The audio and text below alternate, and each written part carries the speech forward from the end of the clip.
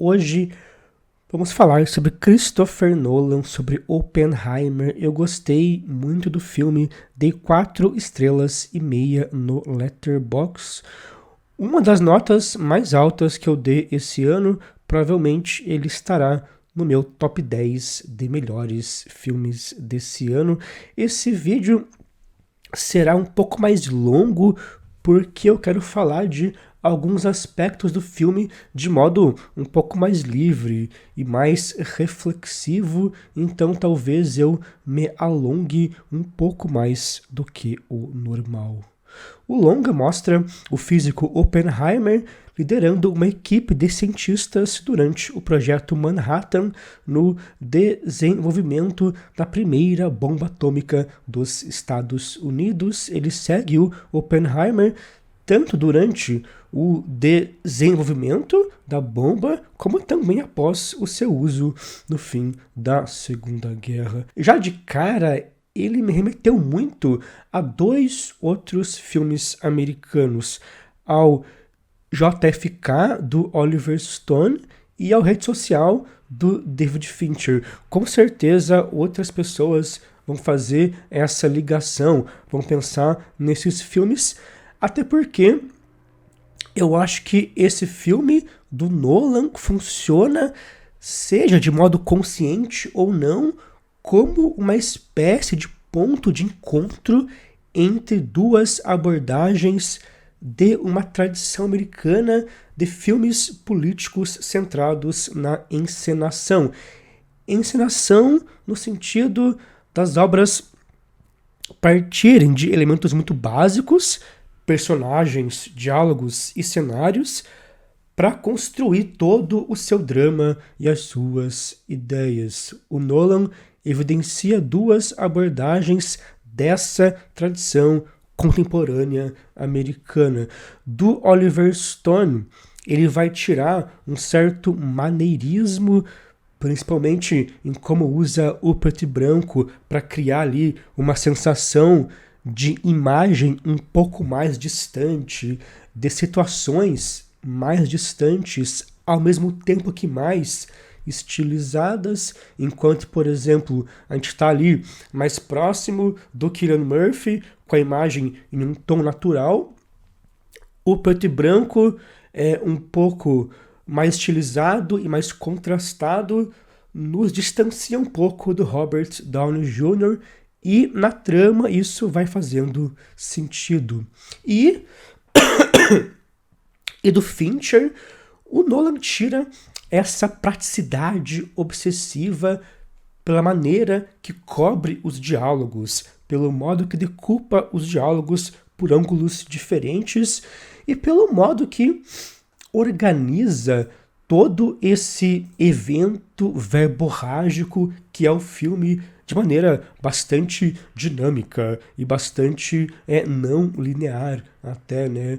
O Nolan cobre as cenas de modo mais livre que o Fincher, a câmera dele é muito mais livre, mas remete aí a uma mesma lógica de usar diálogos rápidos e dinâmicos para construir um ritmo ao mesmo tempo que informa o seu espectador, né? O que dita o ritmo são as falas, são os diálogos entrecortados. Então é bem interessante como o Nolan conscientemente ou inconscientemente dialoga com essa tradição e funde essas 2 abordagens. Eu acho que, de modo geral, na verdade, é um trabalho que dialoga de modo mais aberto com uma certa filmografia norte-americana contemporânea. Essa montagem e cobertura mais livre das cenas também lembra muito o Terrence Malick, né? Talvez essa seja uma referência até mais direta para ele, quem sabe, porque nos longas anteriores a gente até encontra um aspecto bem lírico que talvez remeta ao Malick, mas era algo preso a algumas formalidades da linguagem, né? Da forma do cinema, como também da história, da forma narrativa. Enquanto que agora parece que o Nolan se soltou mais e está até experimentando muito mais, tanto com a forma como também com a narrativa. Você sente a câmera um pouco mais livre e com mais liberdade pelo espaço, né? Ainda que seja uma câmera bem intimista e bem focada nas pessoas, ela transita entre pessoas e espaços de modo bem livre e espontâneo. Além de sentir tais referências e essa relação, essa consciência do Nolan ou não com a tradição de cinema político de encenação, outra coisa que eu curti no filme é que ele remete a uma certa lógica do acúmulo do Tenet, do filme anterior do Nolan. Ele não apresenta devidamente os personagens e nem as situações e mostra mais as reações disso tudo. Ele vai jogando informações e não faz questão de fechar elas. Vai deixando tudo meio aberto, inclusive usa muito bem esses 3 tempos distintos para fazer isso, para ir jogando coisas e não resolvendo elas totalmente. No começo, inclusive, você mal entende o que são aqueles 2 julgamentos, né? Você só é jogado ali no meio e o trabalho precisa se valer da força da situação em si, se valer ali de um apelo muito mais imediato mesmo para te ganhar como espectador. Então toda essa experiência do filme é muito mais sobre essa dinâmica caótica do que sobre a resolução dessas informações que ele vai jogando. E na verdade, o próprio Nolan, em entrevistas recentes, ele parece mais aberto a uma experiência em que você, mesmo que não compreenda tudo, seja afetado sensorialmente por aquilo de algum modo. É claro que no final do filme ele vai fechar várias pontas, a gente começa a entender todo aquele jogo. O núcleo ali do Robert Downey Jr. principalmente joga mais com essa questão de thriller político, mas mesmo o modo que ele explica as coisas, ou pelo menos que fecha as pontas, é bem mais caótico, é bem mais sensorial, e até acho que o ato final é uma das grandes sequências do filme, porque ele começa assim a fechar as coisas, a gente percebe ali qual era a real razão daquele pseudo-julgamento do personagem, percebe a real intenção de outros personagens, mas ao mesmo tempo formalmente tudo fica ainda mais desconstruído. A montagem fica mais rápida. O Nolan usa muito aquela luz estourada nos personagens, a luz que lembra a luz da própria bomba. Então, ao mesmo tempo que a trama no final fica mais clara, a forma fica mais abstrata, entre aspas, e isso ajuda ele a fugir de uma ideia muito ilustrativa. Eu até acho que ele ainda vai lidar com ideias mais ilustrativas, principalmente quando reflete sobre algum sentimento mais pessoal do protagonista em relação à família, à sua amante ou à sua culpa. Existe ali algo mais didático, mas que me parece funciona mais como uma convenção de blockbuster, como ali um modo rápido de evidenciar alguma coisa, do tipo fazer um flashback ali para explicar aquilo, ou usar uma citação tal para denotar outra coisa. Não é aquela questão didática ultra sentimental que ele trazia nos outros filmes. não é aquela pedagogia maçante dos outros filmes. É algo muito mais prático, muito mais dinâmico e ligado a convenções de um cinema narrativo clássico. Até porque, mesmo que com toda essa desconstrução mais sensorial, com toda essa vibe aí Terence Malick, ele ainda é um blockbuster de biopic com cara de Oscar. Ele tem esse lado que bebe em várias fontes de ideias de representação naturalista de Hollywood. Eu acho que essa essência o Nolan nunca vai perder. Então, essa abordagem caótica e sensorial me remete a uma coisa que ele começou já no Tenet. Tanto é que eu acho que ele nem desenvolve muito o protagonista aqui, justamente por isso. Ele mostra o que o cara tá sentindo ou pensando muito mais pelo modo que reage às coisas, pelo modo que se comporta dentro desse turbilhão. No Tenet, isso era um pouco mais conceitual, já que lá o protagonista se chamava protagonista e ele mesmo questionava o seu lugar, e também lá ele era, de algum modo, definido mais pelas situações que passava do que por algo previamente estabelecido. Então, não sei, talvez surjam críticas dizendo que o personagem aqui no Oppenheimer não seja bem construído, mas esse não me parece ser o caso. Me parece que a proposta é focar nas situações e nesse turbilhão de informações, enquanto o protagonista é definido e até redefinido por isso. Você está tão imerso no personagem que não existe uma devida apresentação. Talvez até aquela pira dele escrever o roteiro em primeira pessoa tem relação com essa ideia de imersão no protagonista, né? Se é algo em primeira pessoa, você não vai apresentar o personagem como se fosse um narrador. Você já é ele desde o início. Pensando ainda na relação com o Tenet, o curioso é que, apesar dessa abordagem caótica ser a mesma, a abordagem temática e formal é bem diferente. É quase que o oposto, na verdade. Enquanto que o Tenet é um filme de expansão. O personagem vai passando por diversos ambientes, vai descobrindo novas fases daquilo.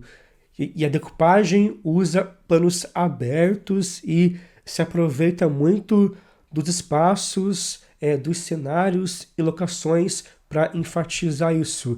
Enquanto o Tenet é um trabalho de expansão, o Oppenheimer é um trabalho aí de contração. O personagem vai se isolando, vai se alienando, tudo vai se internalizando, e o trabalho com a câmera, com a decupagem, é muito mais focado em planos próximos, em closes e até em imagens que simulam ali uma certa realidade atômica, uma realidade muito mais minuciosa e microscópica. Ainda assim, é uma decupagem que não deixa de ser também grandiosa. O Nolan faz alguns closes bem épicos, se aproveita muito da resolução do IMAX para filmar esses rostos que preenchem toda a tela. E quando faz planos mais abertos, quando mostra o deserto ou algum outro ambiente, também faz composições e movimentos que reforçam um aspecto épico. Então, mesmo em um trabalho mais intimista, ele consegue filmar pequenos elementos que soam grandiosos na câmera. Inclusive, acho que esse é outro ponto-chave em toda a ideia estética da direção do filme, né? O que vai dialogar com o próprio tema da bomba. Esse pequeno evento em nível atômico que resulta em algo catastrófico. A música e o sound design também são bem usados para reforçar esse lado épico, né? É um sound design com uma textura bastante característica. Parece que tem sempre algo sendo ali arranhado, sendo forçado e que está prestes a ceder. A mixagem vai modular isso bem entre os canais, vai explorar muito os graves, especialmente, e a música, que é quase constante, segue aí esse fluxo contínuo do filme, esse fluxo que quase não tem respiro, ao mesmo tempo que sugere algo bem grandioso. Agora, pensando em termos aí de uma certa política do personagem ou de uma certa moral do filme em relação ao personagem, eu, na verdade, achei bom o fato dele se focar apenas no Oppenheimer, apenas no lado americano e nem mostrar os japoneses ou nem tentar ilustrar ou pior reconstruir as bombas que foram jogadas no Japão, porque isso seria algo bastante americano de se fazer, né? Você contar a história de um lado, mas querer mostrar que se importa com o outro lado, e aí fazer uma reconstituição bem pseudosensível para dizer que você se importa, né? O americano tem muito essa consciência moral estética de querer parecer que se preocupa com as coisas, mas continuar fazendo besteira. Então eu achei bom ele se focar apenas no Oppenheimer, porque ele preserva essa sensação de alienação. O fato, por exemplo, de mostrar ali só os cientistas enquanto as bombas caem no Japão, passa uma sensação muito estranha, porque ninguém tem dimensão de nada. Então ele recria bem essa sensação. Algumas pessoas dizem que o filme glorifica a figura do Oppenheimer, ou talvez romantiza a figura dele.